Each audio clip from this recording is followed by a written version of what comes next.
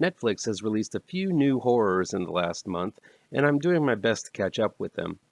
I had a request to check out His House, a new haunted house horror, so I figured that'd be as good a place as any to start. So, here's my review of His House.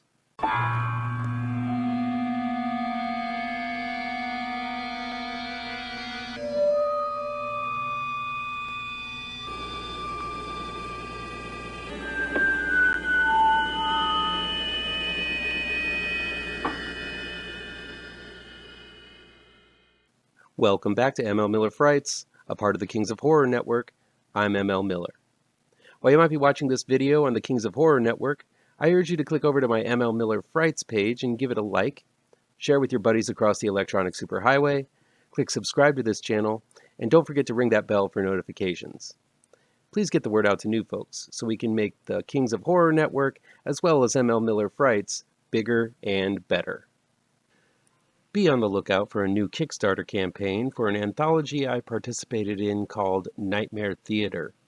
This is a collection of short horror stories made by a whole gaggle of talented souls. The project is being helmed by David Schrader and Clay Adams. I paired up with my pirouette artist extraordinaire Carlos Granda for a morbidly fun morality tale to filmgoers who dare break the rules of common courtesy in the wrong theater. If you're interested in fun, scary, and gory horror, please support the Nightmare Theater Kickstarter campaign. Look below for the link. His House is new, streaming on Netflix. It's directed by Remi Weeks and written by Felicity Evans, Tony Venables, and Remi Weeks. Bol, played by Sophie Dirisu, and Rial Majur, played by Lovecraft Country's Wunmi Mosaku, are refugees from South Sudan arriving in London and hoping to begin a new life. They've been supplied a house and a weekly wage from the government and are given temporary asylum to the country that will be under much scrutiny until they are eligible for citizenship at an unspecified amount of time. Almost immediately when Bol and Rial move in, things just don't seem right. The house is in much disarray, but even beyond that, when ghostly apparitions begin appearing, Rial believes they are being haunted by a witch that has followed them from South Sudan. Bol is not so sure, and while he sees the haunts, he doesn't want to accept that they are the cause of it. But they better figure it out soon, because they're being checked on by government workers who will send them back to their war-torn homeland if they prove to be not assimilating well. Luckily, they're assigned Doctor Who's Matt Smith, who shows up in a bit part as a government agent with a soft spot for the couple. His House does a fantastic job of setting up a two-tiered assault on the Majurs right from the beginning. While they're being given a chance by the English government, their chances of success are very narrow, as they are living in rough conditions, given a very little in terms of an education about the environment they have been dropped into, and are to follow the strictest of guidelines, lest they be deported. On top of that, ghostly and decayed beings are slothing around in the dark corners and holes in the walls at home, telling them to leave the only sanctuary they have. Bol and Rial are caught between a rock and a hard place, thus making this a very compelling problem challenging them. This provides a myriad of threats for the couple to face, be it in the neighborhood which is less than willing to accept them, or the monsters in the walls threatening to devour them. Director Remi Weeks does a great job of setting up some spectacular fright sequences that rival the well-orchestrated frights seen in James Wan's films and their Blumhouse brood. On top of that, Weeks does a marvelous job of making the world outside of the apartment look and feel like a threatening and alien landscape, as Bol and Rial attempt to get the lay of the land and understand where they are. There's a scene where Rial leaves the home for the first time that is as tense and terrifying as the darkest of ghoul come-and-at-ya scenes you can think of, though there are plenty of those in His House as well.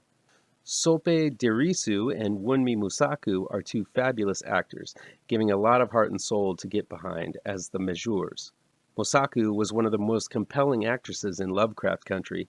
Here she gives an equally compelling performance as a woman familiar with her ancestry and its roots in the supernatural, but not afraid of it. Mosaku gives a strong performance of someone attempting to maintain her heritage despite insurmountable odds to leave it behind.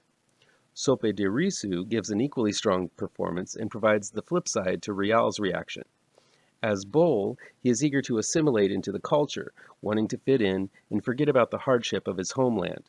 Seeing these two very different attitudes towards their new situation converge and bash into one another provides an emotional and cultural heft that elevates this film above typical haunted house flicks.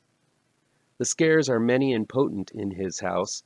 The design of the little girl who haunts the Mazurs in their home is truly terrifying, as are the scores of ghoulies she brings with her. Horror's go-to lanky man, Javier Botet, provides his creepy presence as the witch in the climax, but I felt the strongest scares occurred in the earlier moments of the film. The meaning behind the haunt and their emotional impact hits hard in his house.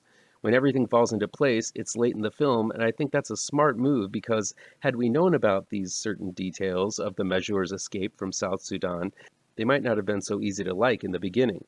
But Weeks reveals these details late in the game, and by that time the investment is there, and it's hard not to pull for the couple to survive this impossible ordeal. This is a haunting tale with a compelling conflict supported by two super strong performances. His house loses steam during the climax. It might have been because of the revelation that surfaces in the last act, or because there simply was too much going on at once. I did find the resolution to be satisfying, providing no easy answers, but still addressing some of the issues that inundated the Mazurs from the beginning.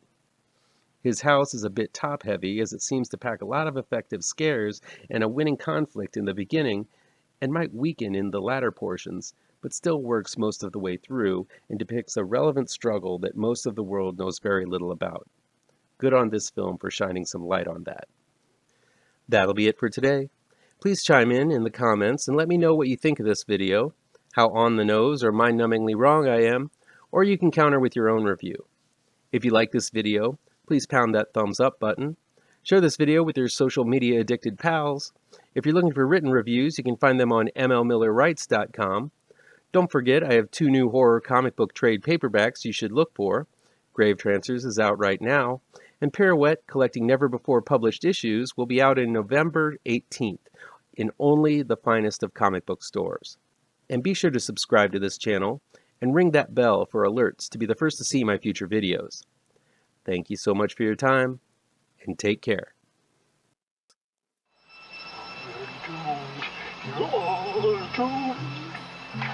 You're doomed